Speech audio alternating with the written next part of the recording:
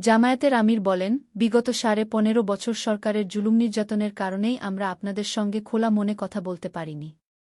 গণমানুষের কল্যাণে নির্বিঘ্নে কাজ করতে পারিনি। অথচ শুধু মানুষ নয় বরং আল্লাহর সব সৃষ্টিকে সম্মান করা আমাদের দায়িত্ব। মানুষ সৃষ্টির সেরা। মানুষের কল্যাণের জন্যই সবকিছু সৃষ্টি করা হয়েছে। তাই মন্দের বিপরীতে মন্দের চর্চার কোনো সুযোগ নেই।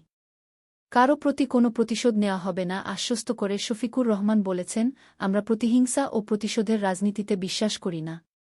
রাজনৈতিকভাবে আমাদের উপর যারা জুলুম নির্যাতন করেছে আমরা তাদেরকে ক্ষমা করে দিয়েছি। আমরা সংশোধন ও ক্ষমার রাজনীতিতে বিশ্বাসী। তবে কোনো ভিকটিম বা ভিকটিমের পরিবার যদি আইনে আশ্রয় নেয় তাহলে আমরা তাদেরকেও সহযোগিতা করব। দল হিসাবে আমরা কোনো প্রতিশোধ নেব না। আমরা আদর্শ ডেমোক্রেসিতে বিশ্বাসী। আর আদর্শ ডেমোক্রেসির মূলমন্ত্রই হচ্ছে যার যার মতো স্বাধীনভাবে কথা বলার অধিকার এবং পরমতের প্রতি সহনশীলতা।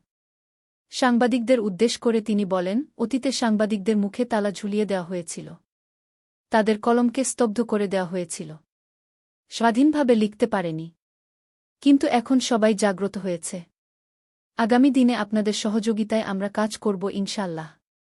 সভায় আরও ছিলেন জামায়াতে ইসলামী উত্তরে ঢাকা মহানগরী উত্তর সভাপতি মুহাম্মদ সেলিম উদ্দিন, সেক্রেটারি ড রেজাউল করিম সহ দলের বিভিন্ন স্তরের নেতারা।